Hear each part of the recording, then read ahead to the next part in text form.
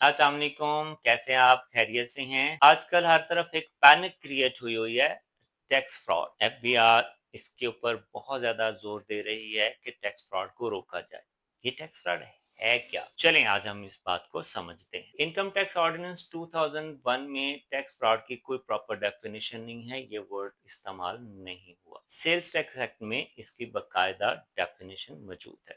ہر وہ ایکٹ جس سے اسٹیٹ کا لاس آف ریونیو ہونے کا اندیشہ ہو وہ ٹیکس فراڈ ہے، جیسے کہ آپ اپنی انکم ٹیکس ریٹرن میں اپنی آمدنی کو کم ظاہر کریں، اخراجات کو بڑھا دیں تاکہ آپ کا ٹیکس کم نظر آئے، کسی کا اینٹین استعمال کر لیں، کسی کے بینک اکاؤنٹ کے تھرو ٹرانزیکشنز کر لیں، تو یہ ساری چیزیں ٹیکس فراڈ کے زمرے میں آتی ہیں انکم ٹیکس کے۔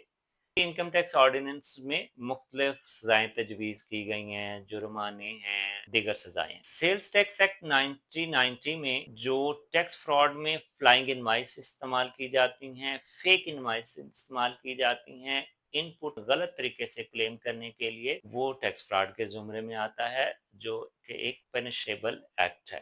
Sales tax act section 37A۔ اب ایف بی آر کے آفیسر کے پاس یہ اختیار ہے کہ اگر آپ کوئی فیک یا فلائنگ انوائس یا کوئی فراڈولنٹ ان پٹ ٹیکس کلیم کرتا ہے تو اس کو اریسٹ کر سکتا ہے۔ Section 37AA، F B R is now authorize can access bank account information. اب section 33 of sales tax act کہتا ہے اس کی جو سزا ہے 3 times آف ٹیکس اماؤنٹ یا 3 لاکھ روپے which ever is higher۔ لہٰذا اپنی سیل ٹیکس اور انکم ٹیکس ریٹرن احتیاط سے اور درست فائل کریں۔